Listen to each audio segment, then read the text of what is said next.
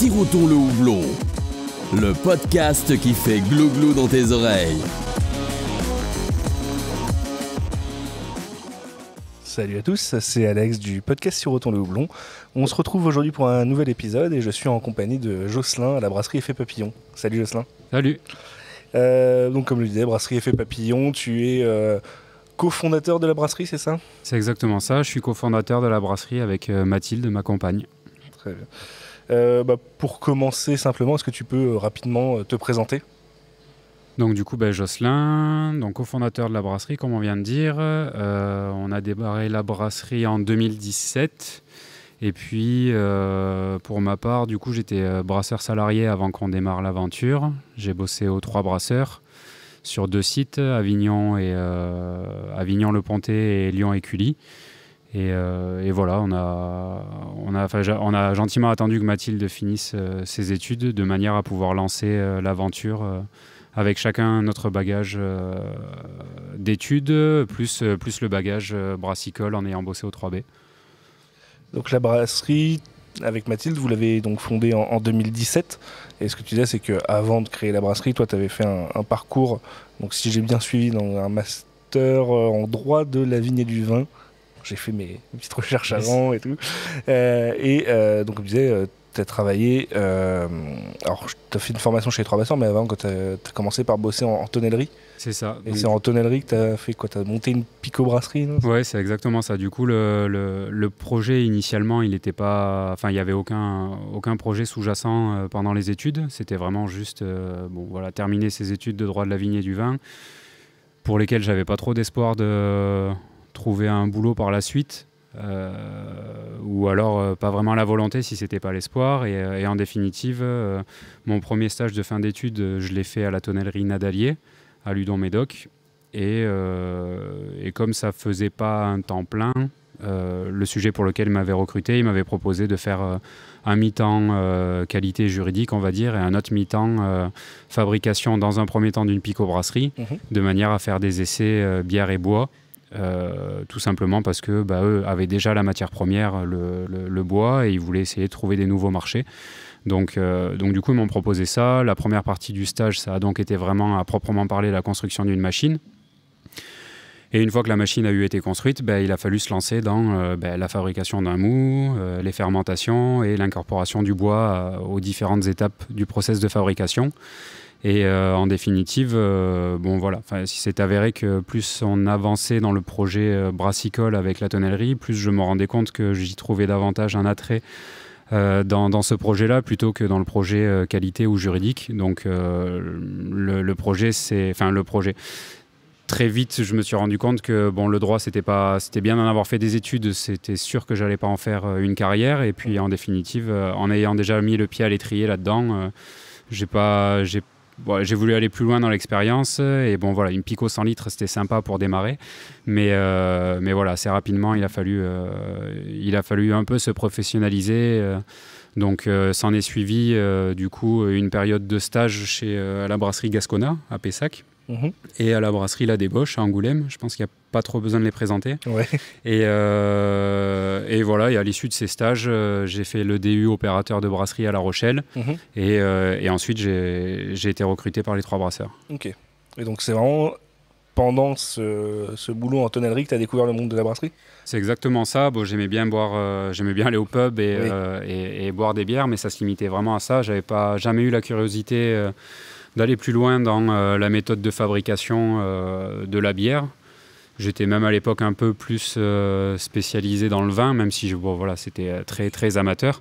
Mais oui, sans ça, d'où le nom, brasserie Effet Papillon, sans ce premier stage de fin d'études qui m'a mis pied là-dedans. Je sais pas, je suis à peu près sûr qu'aujourd'hui je ferai pas du droit, mais je ferai peut-être de la boulangerie ou de la chaudronnerie ou toute autre chose. Mais c'est vraiment cette première opportunité qui m'a permis de découvrir ce métier et cette passion. Ouais. Alors c'était, comme tu l'as dit, tu as bossé un peu en brasserie, chez Trois Brasseurs notamment, et ainsi de suite. Alors c'était quoi le déclic qui t'a fait te dire il faut que je monte ma propre brasserie plutôt que de continuer en tant que salarié ? Le déclic, déjà en ayant démarré, entre guillemets, même si c'était des périodes courtes, chez Gascona et à la débauche, j'avais eu la chance, pour ce qui est de la débauche en tout cas, d'être aux prémices du projet. Enfin, ils avaient déjà, les fermenteurs étaient déjà installés, etc. Mais c'était quand même très très enrichissant de se rendre compte qu'un projet, sur la région d'Angoulême, qu'un projet naissait et de voir comment ça démarrait, c'était très enrichissant et presque envieux sur certains côtés. Pour autant, je ne me voyais pas quitter mes 2 stages en me disant bon allez c'est bon, je vais aller voir la banque et je vais lever des fonds et puis on va installer une brasserie. Par ailleurs, Mathilde n'avait pas fini ses études, donc et puis c'était pas trop l'état d'esprit dans lequel j'étais de me dire bon allez ça y est, j'ai fait 3 stages, je vais pouvoir monter ma brasserie, c'est bon, je sais comment faire. Même si c'est comme pour un enfant, je pense on n'est jamais totalement prêt sur tous les sujets, mais en définitive. Le pourquoi du comment, au bout de 3 ans, 3 brasseurs, j'avais quand même eu l'impression d'avoir fait le tour. Alors certainement pas de tout, parce que j'en ai encore beaucoup appris en créant la brasserie. Mais pour ce qui est de la technique brassicole, avec un outil imparti et avec une certaine quantité de recettes réalisées, c'est pas moi qui faisais les recettes, mais en ayant X brassins à mon actif, j'avais un peu plus l'impression de stagner. Et en définitive, pour pouvoir aller plus loin, je me disais que c'était à l'époque quand même un gros risque à prendre. En tout cas, moi, je considérais que c'était quand même un risque assez conséquent, parce que c'est de l'argent familial qui a été posé sur la table pour démarrer le projet. Donc c'est toujours pareil, quand c'est pas son argent, c'est toujours un peu plus... faut essayer d'être un peu prudent, quoi. C'est pas une levée de fonds auprès de riches investisseurs. Et en définitive, pas déçu du tout. Simplement, rétrospectivement, maintenant, je me rends compte que oui, il y avait un besoin d'acquis professionnel en technique brassicole, mais il y a plein d'autres besoins quand on veut monter sa brasserie et pas seulement la technique brassicole. C'est bien de pas vendre n'importe quoi et de savoir ce qu'on vend. Maintenant, pour tout ce qui est gestion, fournisseurs, etc., des sujets, j'en passe. Il y en a, c'est pléthorique, mais c'est à minima d'être un peu calé sur la technique brassicole, c'est bien. Pour tout le reste, il y a encore beaucoup de choses à apprendre quand on veut s'installer. C'est vrai que beaucoup d'épisodes du podcast que j'ai fait, j'ai eu des invités qui me disaient moi j'ai commencé en tant que brasseur amateur, j'aimais ça, donc j'ai décidé de me lancer. Il ne faut pas non plus oublier que ça reste une création d'entreprise. On ne va pas juste brasser sur un plus gros volume. Il y a pas mal de choses à prendre en compte derrière dans la création d'une brasserie. C'est un peu en tout cas, le résumé tel que je l'avais proposé à la banque au moment de présenter la future entreprise. C'était le faire valoir brassicole avec les 3B et les quelques stages. Ça a permis de rassurer la banque dans un sens. Maintenant, après, tout ce qui est charte graphique, heureusement il y a Mathilde à la brasserie, mais tout ce qui est charte graphique, étiquette, si on veut pouvoir proposer des éphémères et pas avoir quelque chose de trop qui stagne de trop, tout ce qui est aspect juridique, création d'entreprise, les douanes, la gestion, la compta, les SIG, tout ça c'est vrai que c'est des aspects qui sont... y compris dans les formations. Moi, en ayant fait seulement un DU d'1 mois, même si j'ai rien à lui reprocher à ce DU de La Rochelle, on peut pas en 1 mois aborder tous les sujets de la fabrication jusqu'à la gestion, jusqu'à l'analyse comptable, etc., etc. Donc voilà. On va dire que le seul point qui a été suffisant à l'époque vis-à-vis de la banque, le seul point sur lequel je pouvais rassurer la banque, c'était surtout le point sur le savoir-faire déjà acquis et des tableurs Excel à foison pour essayer de faire la preuve par A plus B que ça va fonctionner. Mais c'est vrai que avoir une base brassicole, c'est pas mal. Et puis après... l'esprit bien fait ou alors la capacité d'apprendre rapidement de ses erreurs, parce que tout le monde en fait, on fait partie des gens qui ont fait des erreurs au démarrage. C'est un peu une remise en cause perpétuelle de manière à apprendre de ses erreurs et essayer d'être un peu toujours en mouvement et suffisamment souple pour rebondir à chaque fois qu'on nous oppose une contrainte, quoi. Je reviens juste sur les 3 brasseurs, parce que tu disais que tu as travaillé 3 ans, c'était à quelle époque ? Wow. On est en 2023. grossièrement, hein, ça devait être 2015, 2015, non, même pas 2014, 2017. Oui. Donc à une époque où je pense que on sait que maintenant les trois brasseurs, ils ont quand même un peu suivi le tournant de la craft. Ils proposaient des recettes éphémères. Je pense que c'était peut-être pas le cas à cette époque-là. C'était beaucoup moins. Ouais, c'était, y avait, c'est sûr que à l'époque où moi j'y bossais, je veux pas dire de bêtises, mais je pense qu'on était à de l'ordre de une éphémère par trimestre plus la bière du brasseur. Et des éphémères qui du coup étaient relativement traditionnelles. Ouais, et proposées par la maison mère, c'était. Oui. À l'époque, c'était, il y avait quand même la liberté pour les brasseurs sur les sites de faire une bière soumise à validation forcément, pour éviter de se retrouver avec des trucs comme on peut voir dans des brasseries ou que même nous on sort parce que voilà, c'est à la mode, et des jus de houblon qui ont du sens, mais qui ont moins de sens pour une structure comme les trois brasseurs, chose que je peux comprendre. Mais c'est sûr que là, voilà, aujourd'hui, pour être encore en très très très bon terme avec les trois brasseurs, c'est sûr qu'aujourd'hui, là, il y a plus de liberté, il y a plus d'éphémères proposés. Ils se sont clairement mis à la page sur les éphémères. Enfin, voilà, moi, à l'époque où j'y étais, on faisait une bière de Noël, une bière de mars. On faisait des bières, somme toute, traditionnelles, y compris dans les éphémères. Et là, quand je vois ce qui sort, c'est sûr qu'on n'est plus dans les mêmes propositions, quoi. Du coup, en lançant la brasserie Effet Papillon, ça n'a pas été peut-être un point un peu plus complexe de créer des recettes si tu n'avais pas l'habitude de le faire chez Trois Brasseurs? Non, pas vraiment, parce qu'en définitive, en tout cas, je parle pour la brasserie Effet Papillon, on n'est pas une brasserie visionnaire des futurs styles qui auront... de toute façon, la retourne, je sais pas... J'ai pas vocation à dire qu'est-ce qui sera à la mode dans l'an prochain ou dans 5 ans, mais je veux dire, la retourne, là, quand on voit que les bières traditionnelles, les vieux styles reviennent à la mode, etc., même si c'est un peu difficile à vendre, c'est c'est la mode, ça tourne.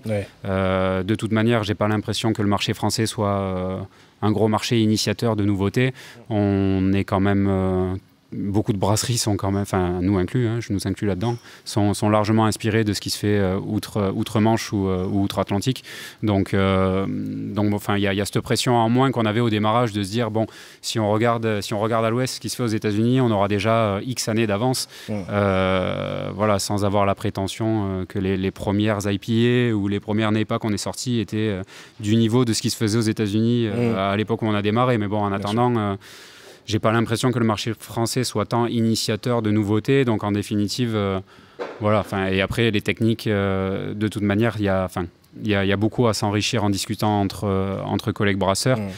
Et même si, au début, j'allais peut-être moins vers mes confrères trois brasseurs pour chercher des tips pour des recettes que j'avais jamais brassées, on est très vite bien accompagné et bien entouré en tant que brasseur. On n'a jamais été avare de notre côté de techniques qu'on pouvait mettre en œuvre, même si ça n'a pas forcément d'originalité, mais de discuter avec des collègues brasseurs pour dire vos brettes vous faites comment, machin bidule, quel taux d'ensemencement. Il n'y a pas de problème à répondre à ce genre de questions. Et la contrepartie, c'est que quand on a des questions à poser aussi sur je dis n'importe quoi, ton infusion de verveine ou quoi, tu l'as fait à quel moment, quel grammage par litre, etc. On sait très bien qu'il n'y a pas une brasserie qu'on peut appeler, il y en a plusieurs. Et ça, pour ça, le marché, en tout cas pour ça, la confrérie des brasseurs, entre guillemets, est encore plutôt bienveillante, et on n'en est pas encore rendu. J'espère qu'on n'en arrivera pas là, parce que ce serait vraiment dommage maintenant que le marché se tend en plus. Mais les brasseurs entre eux sont quand même encore super bienveillants, et il n'y a pas de problème pour poser des questions et avoir des réponses qui ne soient pas des trolls, quoi. Le tout, c'est de savoir à qui on pose les questions et sur quel support, quoi.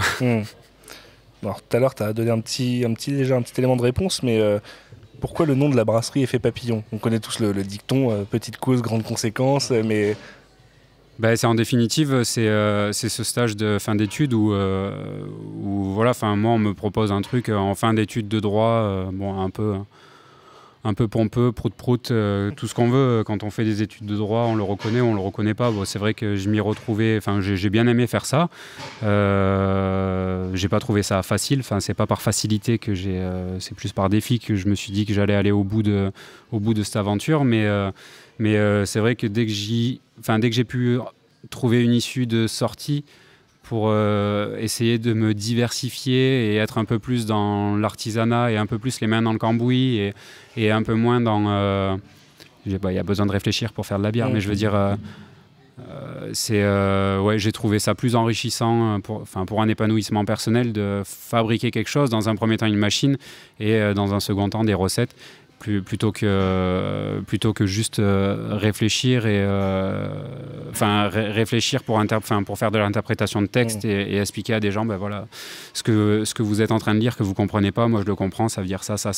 Après le métier il est indispensable, nous on a bien un avocat, pas que pour faire la clôture des comptes sur des problématiques X ou Y, et c'est pas en ayant fait 5 ans de droit que je suis en capacité de comprendre qu'est-ce qui se dit dans ces textes si compliqués et pas du tout mis à la portée des gens qui vont les lire.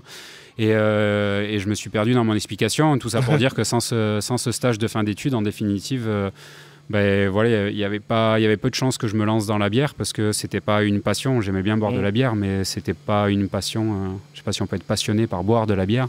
J'étais peut-être un peu passionné par boire de la bière, mais pour ce qui était de la fabriquer, j'étais loin d'être passionné et loin d'être...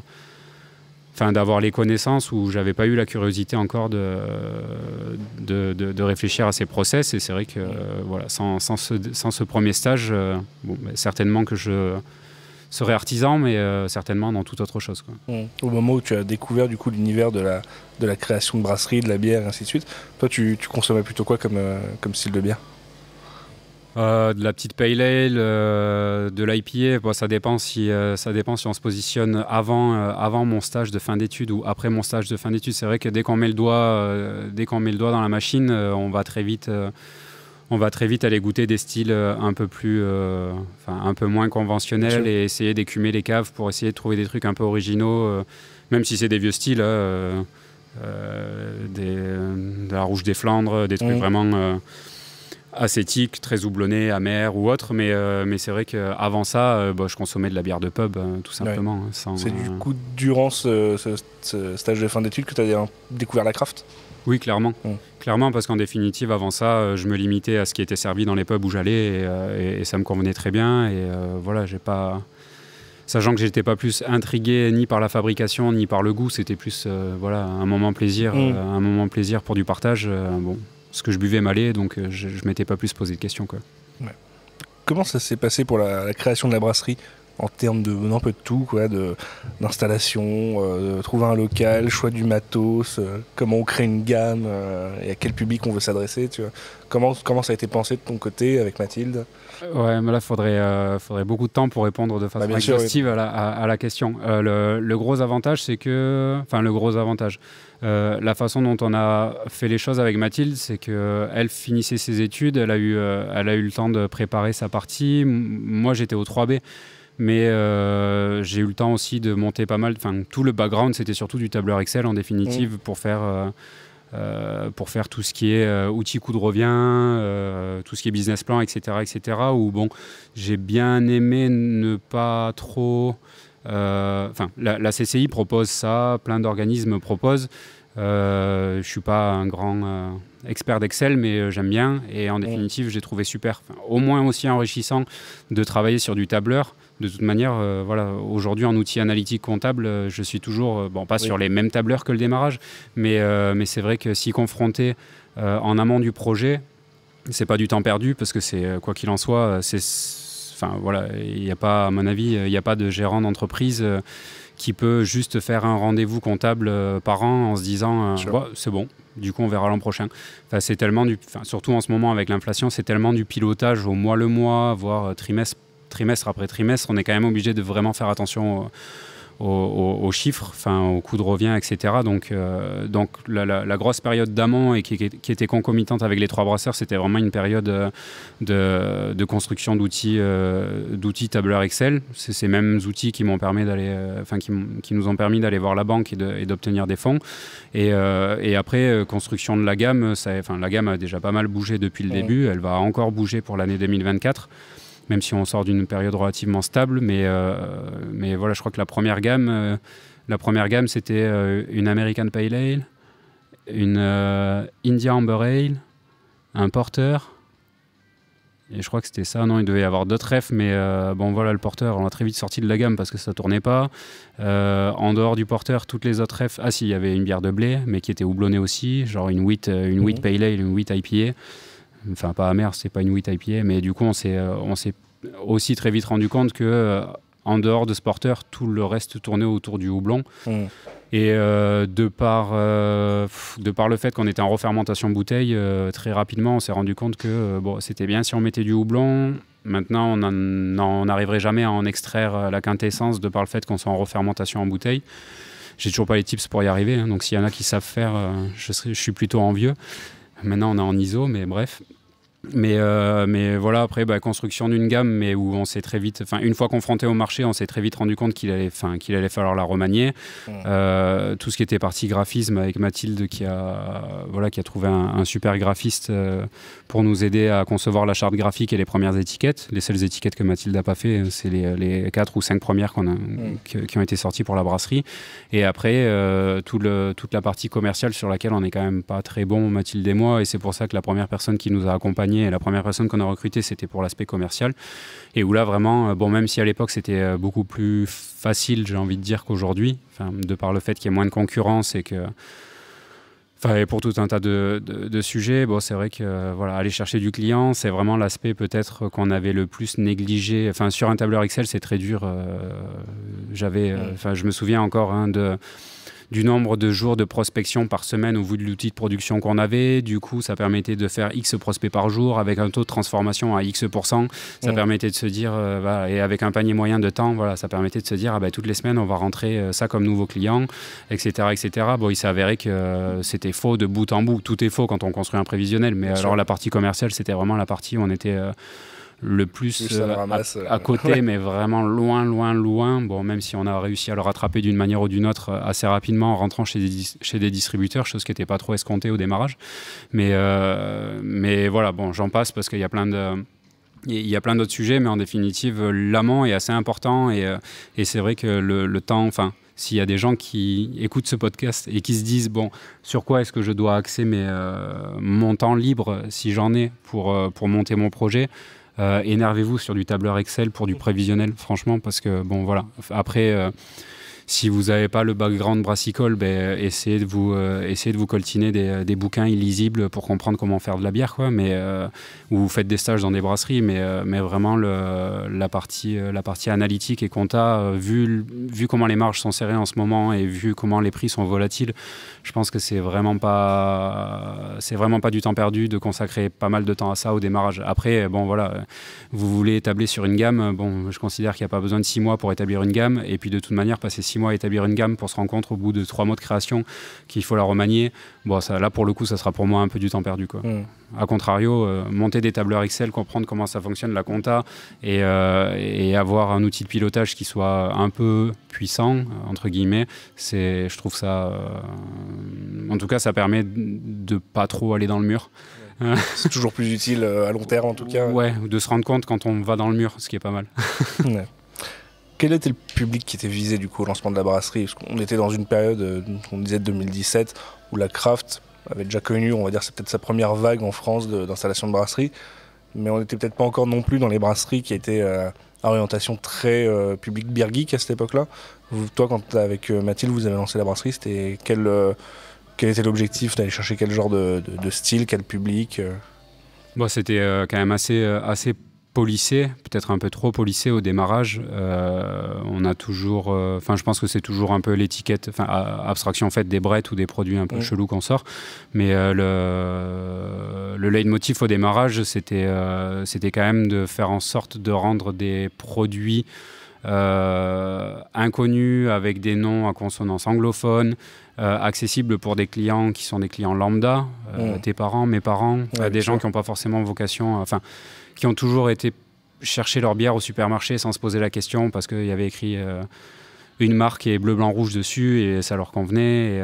Et voilà, c'était juste sans grande prétention au démarrage se dire on va essayer de rendre ces produits-là accessibles ou d'être la Xème brasserie supplémentaire à faire ce genre de produit en essayant de pas négliger la qualité, en essayant de pas tromper le consommateur parce que quand on écrit un style sur une bouteille, on fait en sorte de respecter le BJCP, enfin des trucs où certaines brasseries s'en contrefouent. Non, enfin, je pense qu'on essaye quand même d'être droit dans nos bottes et il y a pas de cahier des charges. Enfin, le seul truc qu'on peut faire valoir par rapport au style, pour moi, c'est vraiment ce BJCP.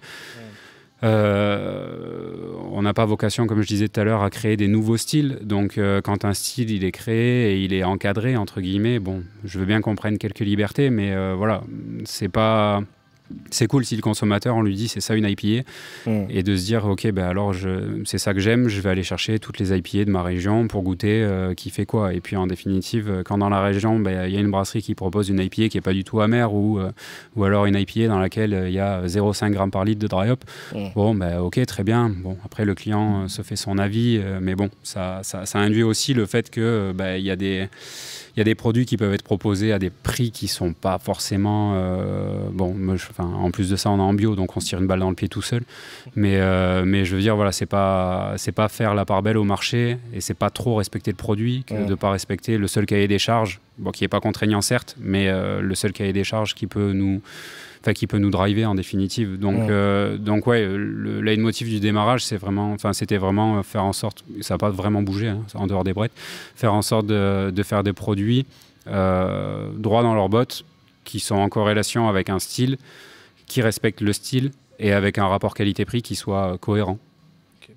Alors, il y a un point qu'on n'a pas encore vraiment évoqué, c'est que la brasserie est située à Mérignac. On est collé à Bordeaux.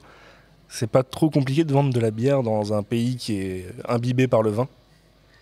Bon, je vais pas être très gentil. Vu l'état du marché vinicole, non, ça a pas été trop compliqué. C'est une remarque qu'on nous a pas mal fait au démarrage. En définitive, voilà, les gens changent leur... surtout là en plus en ce moment, on voit bien que les méthodes de consommation sont en perpétuel mouvement. Et encore plus sur des périodes d'inflation où les prix explosent, etc. Enfin, on se rend bien compte qu'à une époque, quand le marché mettait 10 ans à tendre vers un nouveau produit, là, les choses vont relativement vite et sont quand même pas mal dictées par le prix, chose que je peux comprendre. Mais non, en définitive, ça n'a pas été plus une contrainte que ça. Et on aimait mieux le voir comme un avantage, dans le sens où, si les gens apprécient le vin, apprécient de goûter du vin, pas du boire pour s'enivrer et autres, c'est bien que les gens ont un peu de palais, et que ce qu'on va leur proposer, ils vont être à même de le savourer, et de le déguster, et de pas se rendre compte du travail qui a été fait, mais en tout cas se rendre compte du goût. Ouais. C'est vrai que c'est quelque chose que j'avais déjà évoqué avec d'autres brasseurs, le fait qu'en France, finalement, en étant un pays qui est vraiment marqué par le vin et cette culture gastronomique, est peut-être un pays qui est plus apte, une clientèle en tout cas plus apte à apprécier toutes les nuances de la craft. Alors, c'est l'avantage et l'inconvénient, parce que du coup, on est pas mal imprégné. Le fait d'être imprégné dans cette culture viti qui est très peu en mouvement, qui est très... c'est un peu le reproche que je faisais, et ce aussi pourquoi je me sentais pas m'épanouir ni dans le droit ni dans le vin, ce qui était le sujet de mes études en dernière année. C'est le truc de se dire c'est très bien. Je suis le premier à critiquer le fait qu'il y ait peu d'encadrement dans les styles, et que des brasseries respectent pas des styles du BJCP. Bon, soit. Maintenant, le strict opposé, quand on parle d'une appellation où il faut que tous les vins soient... Je vais me mettre à dos une chier de viticulteur, mais c'est pas grave. Je sais bien que dans une appellation, tous les vins n'ont pas le même goût. Ceci dit, en étant néophyte, c'est quand même relativement dur. C'est quand même relativement dur d'apprécier du vin d'une même appellation en se disant, en plus de ça, avec les écarts de prix qu'il y a, je ne vais pas citer une appellation, mais on prend une appellation à Bordeaux, peu importe. On voit que de cette appellation, il en sort des vins à 6 € la bouteille, et de cette même appellation, il en sort des vins à 1000 € la bouteille. Et est-ce que moi, je me rends compte, j'ai pas eu beaucoup d'occasion de boire des bouteilles à 1000 €, à part quand c'était offert en dégustation en dernière année d'études, mais voilà, est-ce que j'étais en mesure de me rendre compte d'apprécier, est-ce que ça en vaut le prix? Pour moi non, mais tout simplement parce que j'ai pas le palais suffisamment, et voilà, c'est clairement un défaut de palais. Et puis après, non, mais voilà. Est-ce que je suis... Je pense que le grand public consommateur en France a plus tendance à faire penser qu'il s'y connaît en vin qu'il ne s'y connaît réellement. Tu me fais dire ce que je veux pas dire, mais... non, mais bon, en définitive, ouais, c'est plus... je suis pas... Enfin, de la même manière qu'en brasserie, enfin, pour faire des bières, je suis très peu friand des bières sur lesquelles on va indexer un tarif de par une spéculation. Là, c'est un peu pareil. Quelle est la part dans un vin de ce qui est le fruit du travail du viticulteur, du transformateur, etc., etc. Et quelle est la part de la rareté du vin qui va faire que une bouteille qui a un coût de revient, je dis n'importe quoi, j'en sais rien, à 60 € se retrouve à 1000 € sur le marché. Du coup, je fais un peu trop un peu trop pragmatique. J'ai du mal à... Très bien, ils font leur beurre avec ça, mais c'est vrai que du coup j'ai un peu de mal, alors c'est peut-être pour ça que j'ai un peu de mal à apprécier la différence entre un vin qui est coté correctement à 60 € et qui a la cote, et un vin qui est surcoté et qui se retrouve à 150 €. Je suis désolé, moi je saurais pas trop faire la différence, mais voilà, c'est certainement de par mes lacunes en dégustation de vin. En tout cas, je préfère le dire comme ça. Récemment, la brasserie est passée 100% sur de la production bio et locale. Tu peux nous en dire plus sur la volonté de ce changement? Est-ce que ça implique? Du coup, la volonté initialement, c'était déjà de démarrer en démarrant à deux et avec toute la partie entrepreneuriale pour laquelle on savait qu'on n'était pas aguerri. Le but au démarrage, ça a été d'aller relativement à la facilité pour ce qui était des appros et d'essayer de faire fi de tout ce qui pouvait... engendrer de nouvelles contraintes et des défis qui n'avaient pas forcément lieu d'être au début, parce que déjà le challenge en lui-même, le challenge se suffisait à lui-même, donc pas qu'on croit que c'est un truc qui naît d'une volonté marketing ou autre. Non, ça n'est pas d'une volonté marketing. De toute façon, quand on voit l'état du marché bio, on peut pas. Si on avait fait ce choix-là pour ça, on peut pas vraiment dire qu'on a pris le train au bon moment, très clairement. Toujours est-il qu'on ne fera pas machine arrière maintenant, ça c'est pas problématique, mais ça nous semblait simplement au démarrage compliqué de mener de front à la fois la création d'une boîte à deux, en couple, déjà avec la quantité de fournisseurs disponibles, gérer nos coûts de revient, etc., plus toute la contrainte réglementaire et toute la paperasse que ça génère d'être en bio, ça nous semblait compliqué de le faire au démarrage. Maintenant, on a fait l'acquisition de capacités supplémentaires au fur et à mesure que la brasserie a avancé dans le temps. Et pour ce qui est du passage en bio, ça nous semblait être le bon moment parce que pour la première fois, on va dire, dans la vie de la brasserie, on considérait qu'on était staffé correctement. C'est la première fois aussi où on se disait, il ne devrait pas y avoir besoin de faire de gros invests capacitaires ou autres, parce que les investissements, ils ne sont pas tous derrière nous, mais en tout cas, une bonne partie des invests ont été faits. Et du coup, comme on avait peur de s'ennuyer, on s'est dit, on n'avait peut-être pas fait ce choix-là au démarrage, mais pour s'éviter de la contrainte et de la difficulté, c'est peut-être le moment ou jamais de franchir le pas, parce qu'une fois qu'on sera rendu à 8, 9, 10 000 hectos, je ne sais même pas si on ira jusque-là, ça nous semble compliqué de mettre en œuvre ce genre de transformation. Et déjà qu'en étant passé en bio, on voit les contraintes que c'est en termes d'impact sur le prix de vente.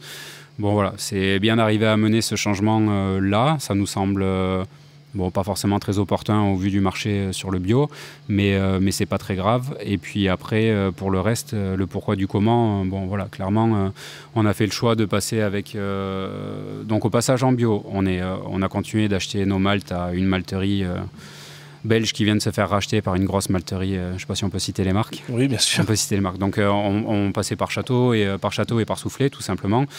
Tout simplement parce qu'on avait la volonté de passer par une malterie locale qui s'appelle la Malterie de l'Ouest, mais elle n'avait pas la capacité de nous fournir.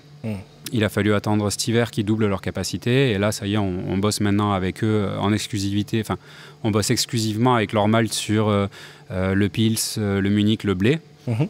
Puisqu'ils font que du tourraillage, ils font pas de torréfaction, donc c'est les seuls maltes qui sont en capacité de nous fournir. Et puis pour le reste, on prend du malt bio mais européen. Et voilà, et donc la transition, le but c'était pas de passer en bio pour passer en bio, c'était vraiment de passer en bio pour faire en sorte de rapprocher nos appros au maximum du lieu d'implantation de la brasserie.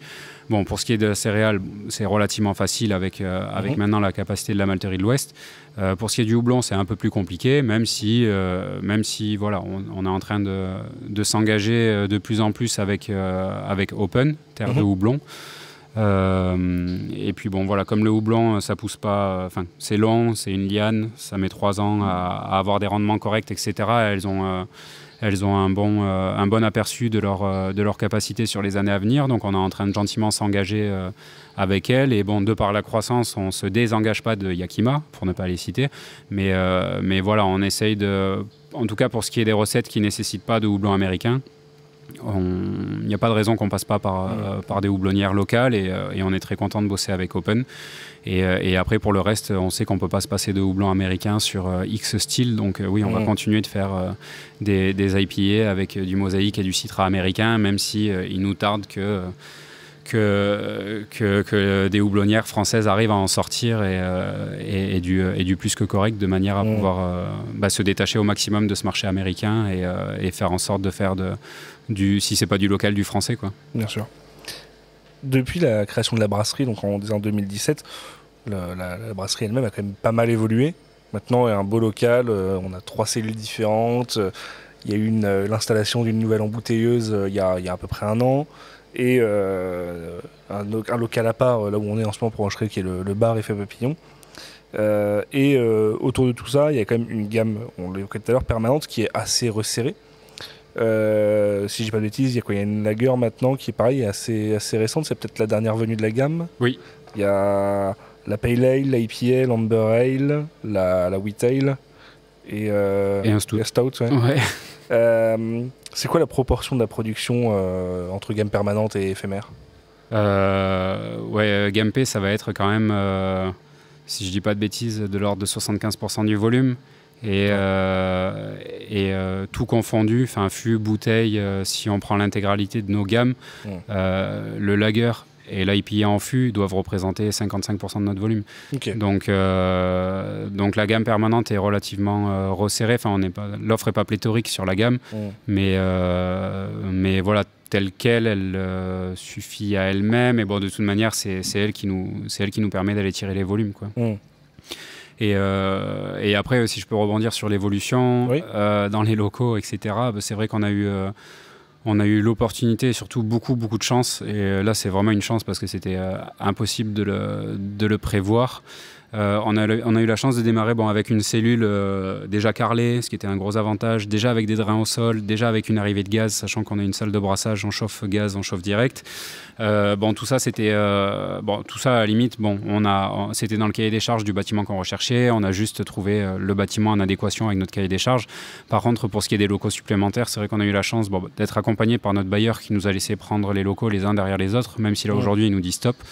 Et puis je sais plus, mais en 2017 avec un local de 360 mètres carrés, et puis 2019 on a doublé la superficie avec le local mitoyen, et puis 2021 on a pu prendre un autre local qui maintenant fait office de stockage, tout à la clim, et en même temps on a pris la cellule du bar. Donc, mais là, c'est vraiment un concours de circonstances. C'est vraiment. Parce qu'en plus, tout est au même endroit, à peu de choses près.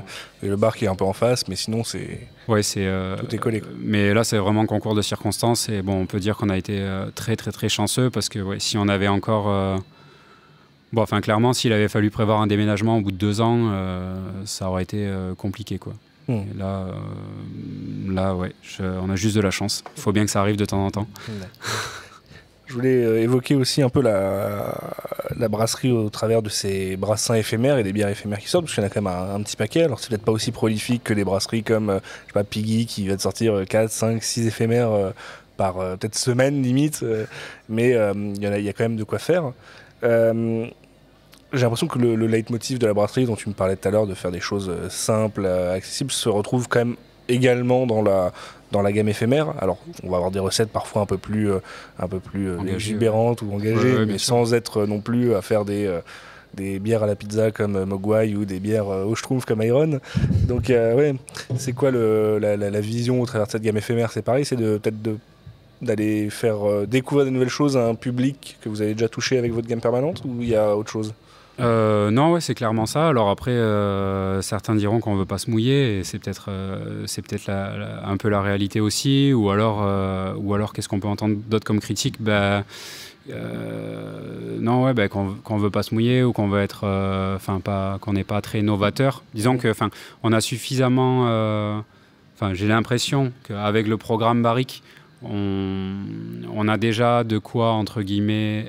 On a déjà un faire-valoir avec les barriques qui est vraiment super. C'est rien en volume, c'est rien en chiffre d'affaires, mais par contre, ça a permis à la brasserie de décoller en termes de renommée, et vraiment, on ne regrette pas ce choix-là. Et ça nous permet vraiment de nous amuser avec des grammages, avec des styles qui sont vraiment là pour le coup. Qui n'ont pas ni queue ni tête, mais où on va vraiment pouvoir engager des trucs très acides, très très fruités, ou qu'est-ce. Et puis en définitive, sur la gamme, on essaye de rester un peu droit dans nos bottes, et puis pas forcément aller chercher l'exubérance, mais en plus de ça, maintenant avec le passage en bio, si on veut essayer de faire des trucs qui se vendent, parce que voilà, à l'effet papillon, on est content de ce qu'on vend, mais on sait très bien que j'ai une équipe en prod qui parfois aimerait faire des trucs un peu plus exubérants, et c'est vrai que je mets pas les deux pieds sur le frein, mais à contrario, si on sait pas les vendre, ou si on sait pas les vendre à un prix qui permette au moins de rembourser ce que ça coûte, je suis un peu plus sceptique sur, je sais pas, je deviens vieux con peut-être, mais en définitive, ouais, voilà, il y a déjà tellement de quoi faire entre les vieux styles qui reviennent un peu à la mode. Là, on fait un Lichtensteiner. Là, t'es en train de, on va pas le dire, t'es en train de boire un Berliner Weiss. Ouais, qui est un Berliner Weiss en plus vraiment sans adjonction. C'est vraiment revenir au style un peu comme historique. Historique. Lichtensteiner, voilà, je suis pas sûr qu'il y ait beaucoup de brasseries qui s'amusent à en faire. Et bon, tu vois, c'est aller chercher. On va peut-être chercher l'exubérance dans ce genre de style où on sait très bien que ça va être relativement dur à vendre, surtout quand tu mets un prix en face où oui, c'est de l'artisanat et c'est du bio, donc ça va peut-être piquer les yeux pour certains. Et puis mine de rien, c'est tous ces styles un peu exubérants, ces bières hors normes, souvent elles arrivent à marcher auprès d'un public restreint, et parce qu'elles sont produites par des brasseries qui ont une renommée pour ça. Quand tu n'as pas, quand t'es pas connu pour faire des bières avec des styles un peu loufoques, c'est peut-être compliqué d'arriver sur ce marché-là et de réussir à le vendre. Après, de toute façon, pour ce qui est bière à la pizza, bière au schtroumpf, bière au cassoulet, au kebab, je vise personne, hein, David, mais non, mais clairement, on n'a pas cette renommée-là, et je comprends très bien qu'il le fasse, et je lui fais aucune critique, mais c'est vrai que j'y trouverais moins un épanouissement en proposant ce genre de bière, clairement. Et puis après, pour le reste, ouais, voilà, c'est vrai que quand tu t'appelles Piggy, Popin, Opirode, j'ai pas peur de citer les noms, il y a aucun problème avec ça. C'est moins dur d'être. Non, c'est pas moins dur, c'est faux. C'est juste qu'ils ont réussi à aligner les planètes de manière à vendre les produits qui leur ressemblent. Et chez eux, ça matchait très bien. Et s'ils arrivent à les vendre au prix auquel ils les vendent, tant mieux. Et c'est super. Et heureusement qu'on a des brasseries comme ça qui nous tirent vers le haut. Et si de notre côté, on est un peu moins exubérant, voilà, ça nous permet de sortir des bières de style traditionnel, et où en définitive, à Caen, je vais lancer une pique, à Caen, Piggy va sortir une bière tradie du style une bonne Rohrbier, une bonne bière fumée, ou un bon truc. Voilà, c'est pas leur truc. Bien sûr, ouais. Et nous, faire des gros jus de houblon. C'est marrant parce que des fois, ils tendent à des trucs comme ça, mais je pense que c'est tellement peu commun pour eux que ça passe en dessous des radars. Et tu vois, ils ont fait un Lichtensteiner justement il n'y a pas si longtemps que ça, ou l'année dernière, je sais plus. Ouais, je sais même pas. Mais c'est un truc, je pense que quasi personne n'en a entendu parler. Alors ça devait être des volumes aussi qui étaient incomparablement moindres par rapport à leur Neipa ou double Neipa. Mais, comme ils sont même pas connus pour ça, au final, je pense que ça passe un peu au-dessous des radars. Tu vois, tu me l'apprends. De la même manière que toi, si jamais tu te mettais à faire une bière au Schtroumpf, justement, je pense que Ça parlerait pas à grand monde, quoi. Si c'était en festoche ou quoi, si c'est une bière qu'on proposait en festoche, on arriverait carrément à en faire parler. Mais non, mais tu vois, tu me l'apprends pour la Liechtensteiner chez Piggy, du coup ma pique elle vaut rien. Mais en définitive, non, mais après c'est bien. Si toutes les brasseries devaient se ressembler et sortir les mêmes bières, etc., je pense que le marché tendrait à s'appauvrir. En définitive, moi je trouve que le marché il est cool comme ça, avec des brasseries en définitive qui veulent pas trop sortir des sentiers battus, comme nous, il n'y a pas de problème à le dire, sauf avec la gamme Brett, et puis des brasseries qui sont beaucoup plus en avant-garde et qui poussent beaucoup plus les produits et qui poussent beaucoup plus sur des trucs, je vais pas dire, loufoque, ça serait péjoratif, mais sans que ce soit péjoratif, sur des trucs de bourrin avec plein de houblons, etc. En même temps, s'ils font ça, si c'était pas bon ou si ça se vendait pas, ils se remettraient en question.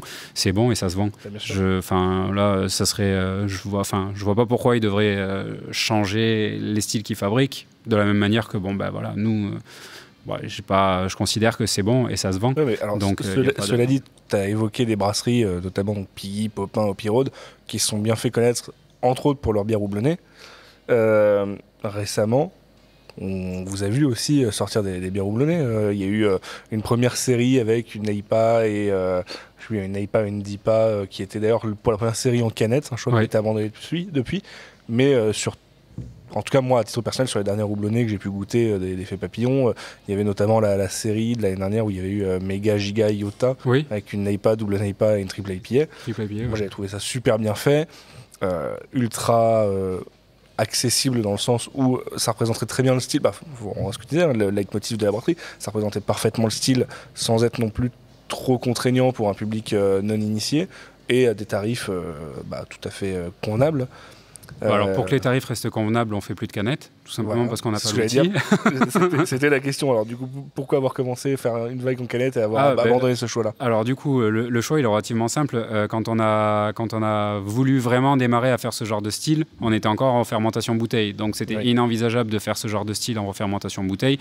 Il s'est trouvé qu'en même temps sur le marché arrivaient Los Bocaneros ou Remplis-moi ou d'autres faiseurs à façon d'encanage.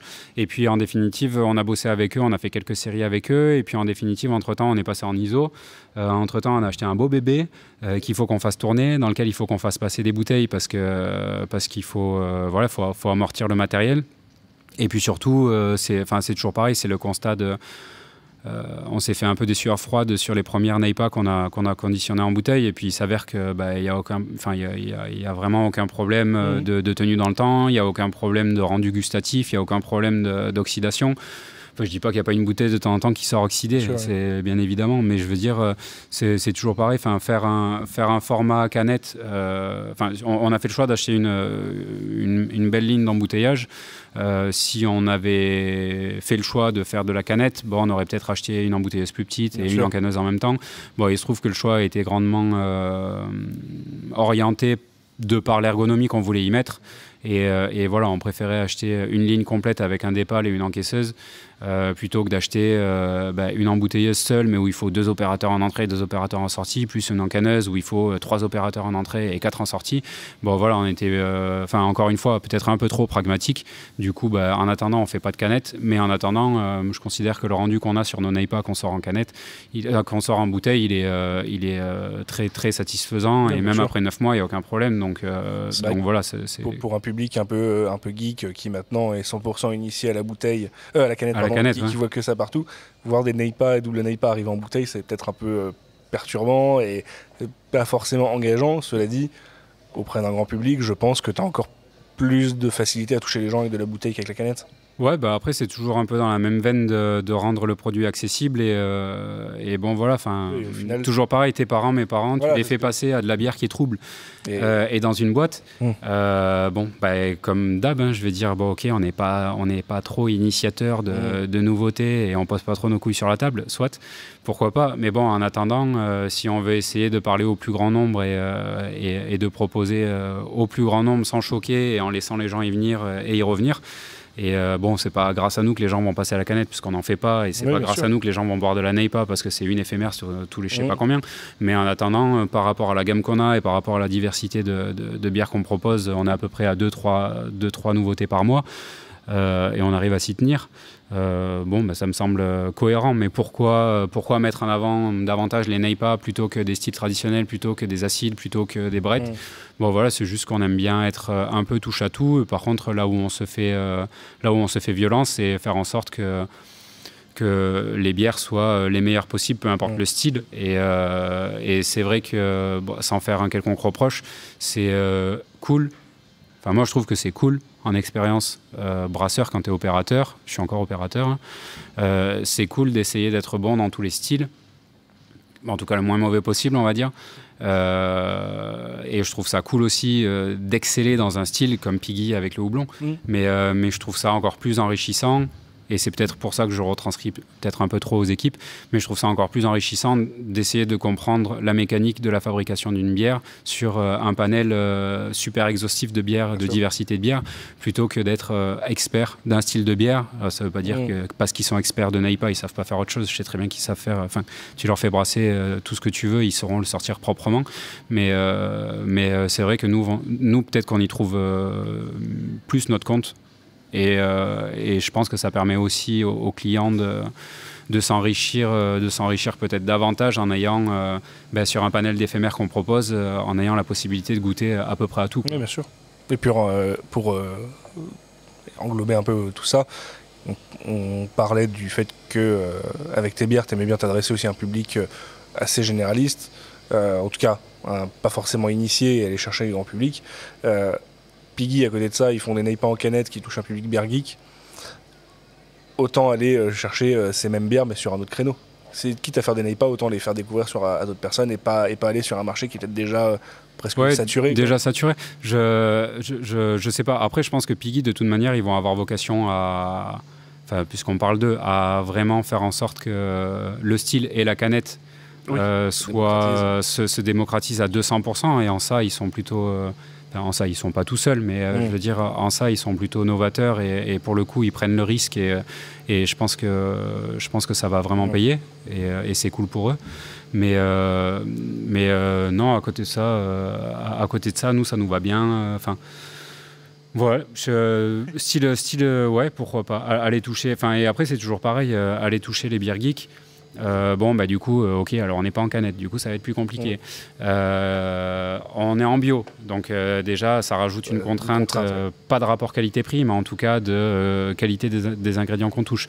Et puis tout un tas de facteurs, alors qu'en définitive, si on veut toucher le geek s'il veut boire une rêve chez nous, il peut boire de la brette, il n'y a pas de problème. C'est justement là où j'allais en venir, c'est que en fait, il y a une dernière gamme qu'on a juste évoquée mais dont on n'a pas encore parlé, qui est celle qui a fait un peu la notoriété de la brasserie auprès de ce public beer geek, qui est la série des brettes. Alors est-ce que tu peux juste nous en dire un peu plus sur cette série, comment elle est déjà née, comment ça a démarré, ça a démarré avec Clément d'Anosteke au Festival de Lyon en 2018, je dirais, quelque chose comme ça.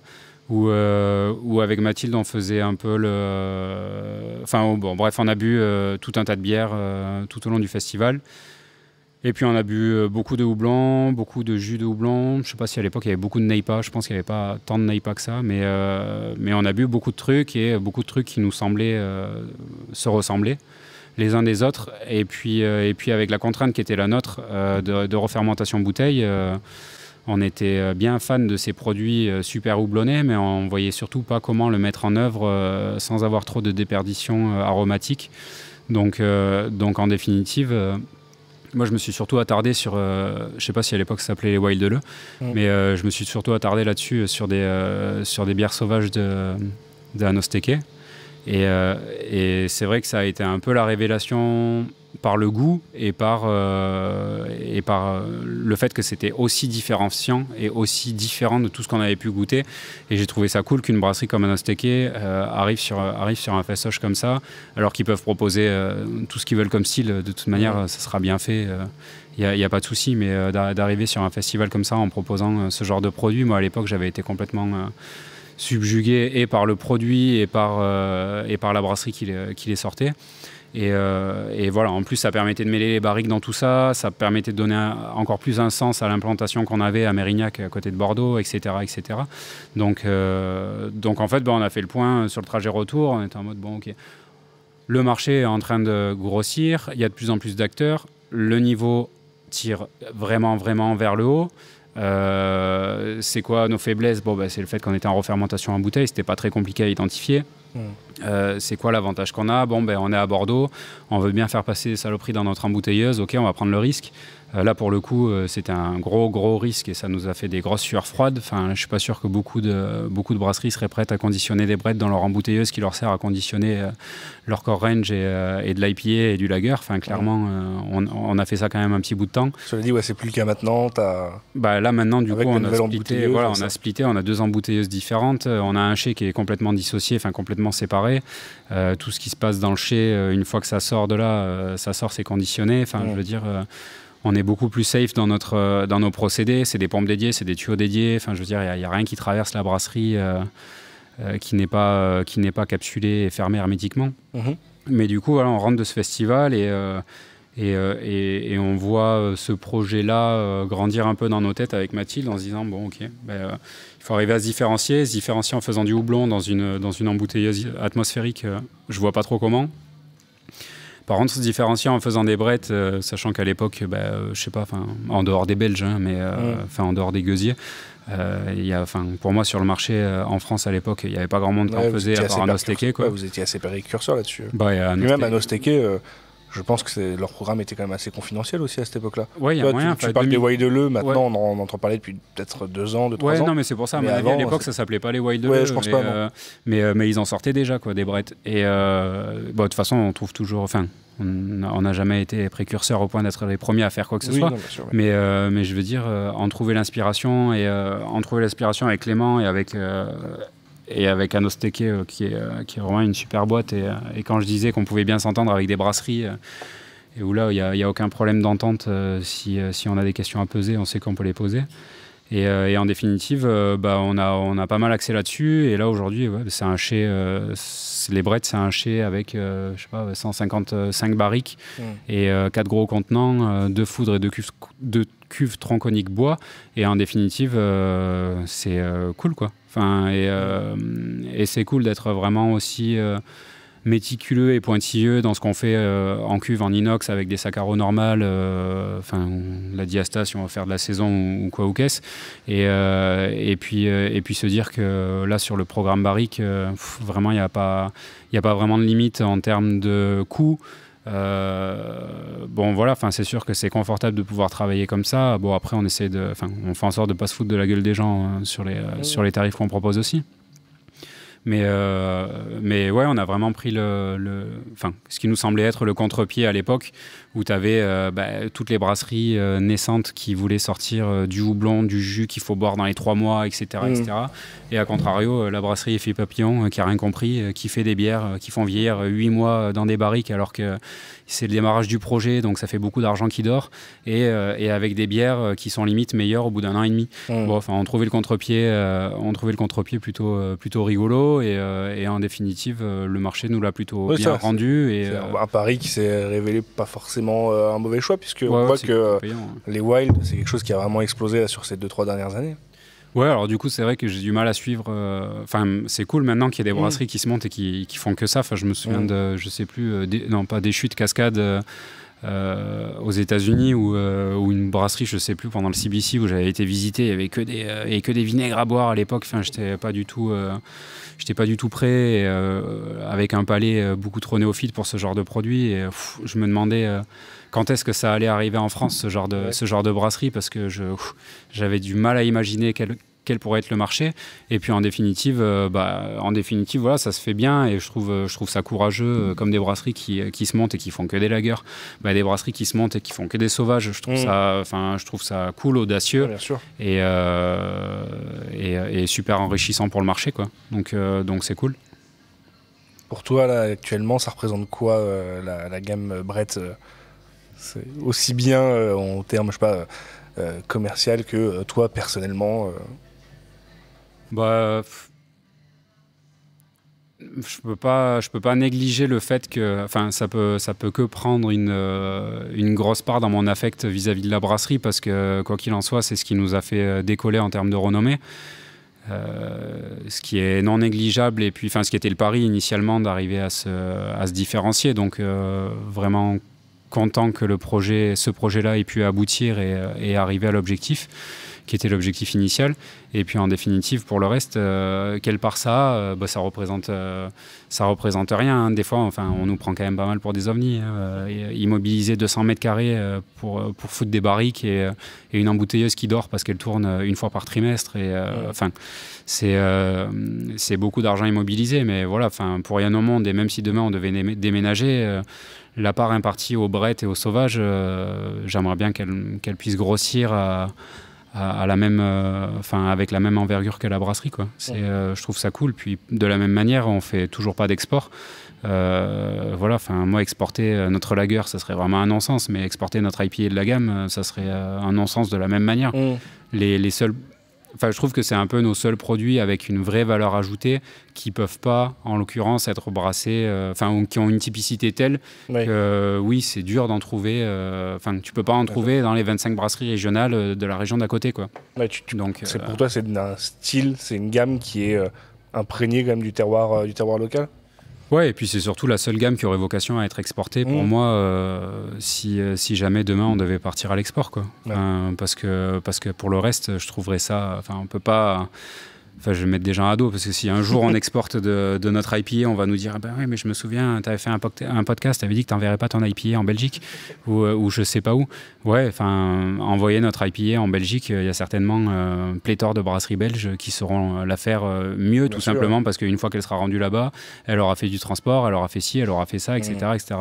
A contrario, faire voyager nos brettes, alors en Belgique, ça va être le faux exemple, parce qu'avec les cantillons et les tilquins, etc., ils ont de quoi faire avec ce genre de style, mais bon, voilà, nos brettes, ça n'a rien à voir avec de la tilquin, et ça n'a rien à voir, c'est pas du simili gueuse, quoi. Ça n'a encore rien à voir, donc ouais, c'est peut-être en ça où on a été un peu, pas précurseur parce qu'on n'a pas été les premiers, mais où en tout cas on a voulu vraiment insister, et où je pense qu'on a bien fait, parce qu'en définitive on reçoit quand même pas mal de coups de fil pour nous demander quels sont les tips pour nos brettes, et je suis content de les partager. Je trouve ça cool.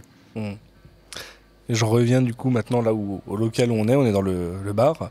Alors le bar qui a été ouvert il y a 2021. Ouais, il y a 2 ans, ça. L'été, ouais. Ça avait une importance particulière d'ouvrir un bar. Alors on n'est pas vraiment sur un taproom, dans le sens où t'as pas la vue sur les cuves. Cela dit, on est littéralement à 20 mètres de la brasserie en face.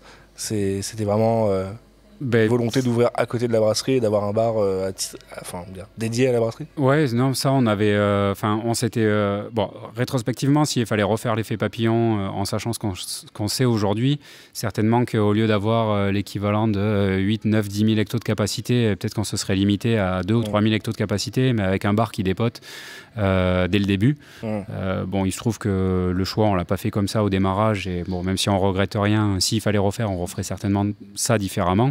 Quand on a vraiment installé convenablement le chai, etc., on s'est posé la question d'ouvrir justement le bar au pied des barriques.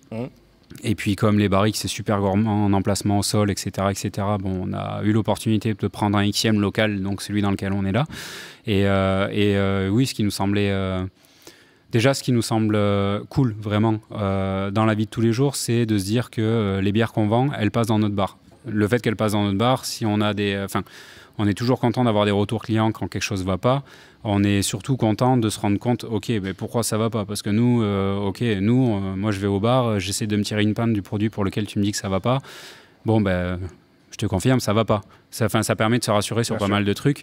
À contrario, des fois, tu as des retours, ça va pas. Ouais, peut-être que la bière, elle a pris un coup de chaud. Ouais, parce que là, nous, on l'a au bar. Elle a fait de notre stockage à la clim, au bar à la clim, et il n'y a pas de problème en l'occurrence. Donc, ça permet quand même de creuser pas mal les sources de problèmes, qui peuvent être liés aussi à toute autre chose que du transport ou un coup de chaud. On est quand même sur des produits non pasteurisés. Mais après, pour le reste, ce qui est cool, c'est que les gens puissent... goûter en face de la brasserie, quoi. Le nombre de gens qui passent la tête avant d'aller au bar pour voir les cuves et tout, c'est super gratifiant. Alors l'équipe de la brasserie ne fait pas du bar, mais on y va quand même assez souvent, et c'est vrai que c'est quand même super gratifiant d'avoir les gens en direct qui te parlent de la bière, qui te parlent de la bière que tu fabriques, et qui sont contents d'en boire et qui trouvent le lieu cool, et qui sont contents d'en profiter. Clairement, c'est super gratifiant, Et maintenant qu'en plus de ça, la brasserie fait plus du tout de vente aux particuliers, en définitive, c'est le seul lien qu'a la brasserie avec le consommateur final. Sauf à aller en ville ou quoi que ce soit, mais je veux dire, là, ça permet d'avoir sur place du client pour récolter des avis et demander aux gens qu'est-ce qu'ils en pensent. Donc non, c'est super. Enfin, on trouve ça cool. Le seul truc dommage, mais voilà, à l'heure actuelle, ça aurait pas été envisageable de faire autrement parce que la brasserie c'est trop gourmand en place. C'est de pas avoir une vue sur les cuves, quoi. Et bon, c'est le jeu. On a fait avec ce qu'on avait comme locaux disponibles. Et une fois de plus, on a déjà été suffisamment chanceux pour avoir cette cellule qui se libérait pile poil au bon moment. Et c'est déjà super comme ça, quoi. Ouais.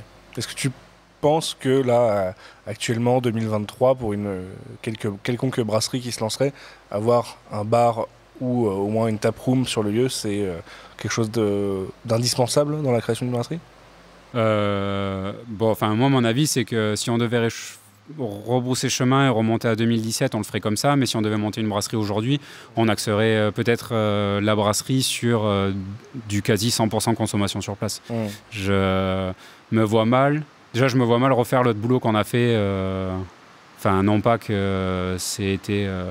ça n'a pas été héroïque, hein, je veux dire, mais je me vois mal refaire tout le boulot qu'on a fait et tous les déboires qu'on a eus, etc. etc. Enfin, c'était pas forcément que des bons moments à passer. Mais non, là, aujourd'hui, il faut vraiment soit avoir un niveau... Enfin, on voit des brasseries qui se montent maintenant, je pense à Jukebox, des brasseries qui se montent, ils ont un niveau d'emblée. Enfin, les premières bières qui sortent, c'est déjà des jus, c'est déjà des pépites. Si les gens qui nous écoutent veulent s'installer, s'ils n'ont pas... Enfin, aujourd'hui, le niveau... Je trouve qu'il est tellement haut. Heureusement, nous, à notre époque, le niveau était beaucoup plus permissif parce que moi, à l'époque où on a démarré, clairement, j'avais pas le niveau des gens qui s'installent aujourd'hui, de certaines brasseries qui s'installent aujourd'hui. C'est super que même des jeunes brasseries aient un super niveau. Après, à contrario, ça met par contre beaucoup de pression et peu de droit à l'erreur. Et voilà, il faut toujours rester agile et... prendre les bonnes décisions au bon moment, mais c'est encore plus vrai aujourd'hui qu'avant. Mais bon, voilà, ça va dans le bon sens. Expliquer aux gens que la bière elle gush, c'est normal, c'est parce que c'est de l'artisanal. Bon, au bout d'un moment, heureusement que ça peut plus s'expliquer ce genre de choses, mais en tout cas que c'est plus une justification. Mais ouais, si on devait remonter un truc, je pense qu'on remonterait un outil de prod qui vend 100% de sa prod sur place, quoi. Ok. Bon, qu'est-ce que c'est maintenant l'avenir d'Effet Papillon ? C'est des choses à venir dans les prochains mois, dans les prochains trimestres ? À horizon court terme, c'est continuer de réduire notre empreinte écologique en augmentant le parc de fûts inox. C'est réduire la pénibilité au travail en rachetant un système de meunerie de manière à plus porter les sacs de 25 kg. Parce qu'on est encore en sac de 25 kg, y compris sur les malles de base. Donc ça commence à peser un peu. Ça va que c'est pas toujours sur les mêmes personnes, mais même en tournant, ça commence à être un peu épuisant pour les organismes.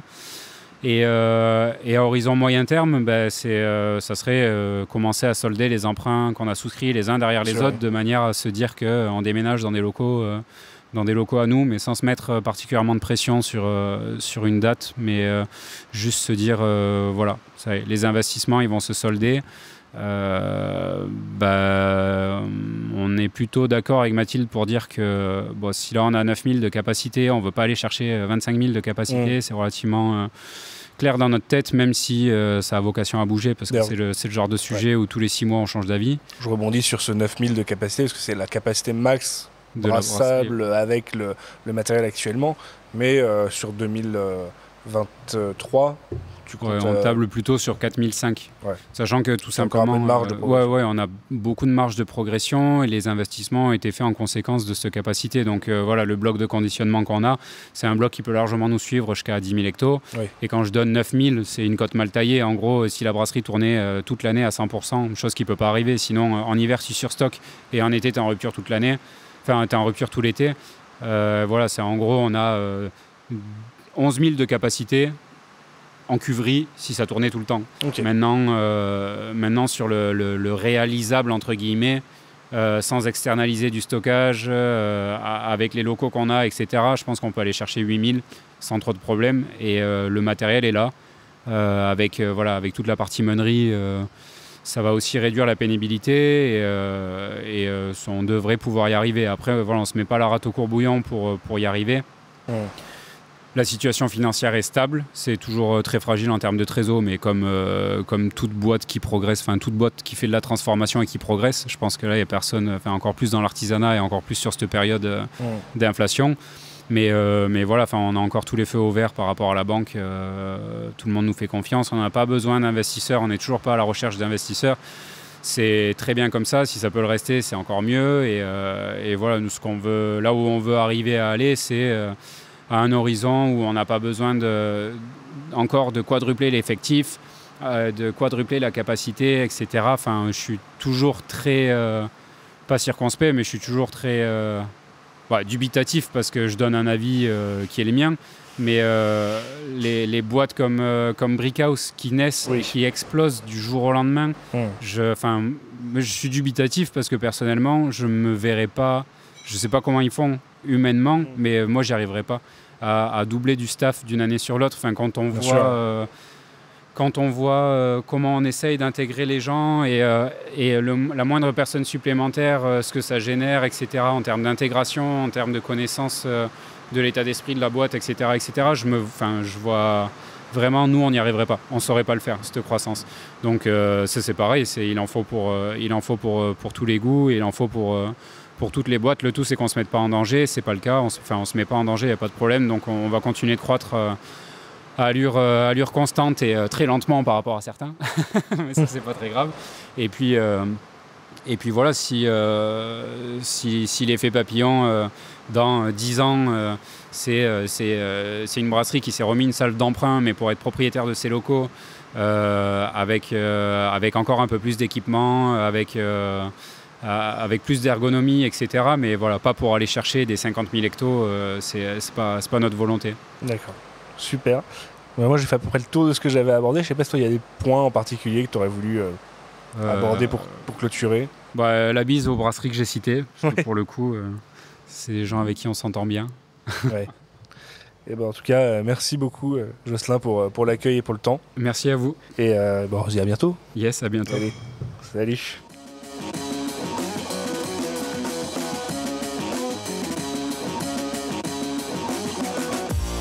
Sirotons le houblon, le podcast qui fait glou-glou dans tes oreilles.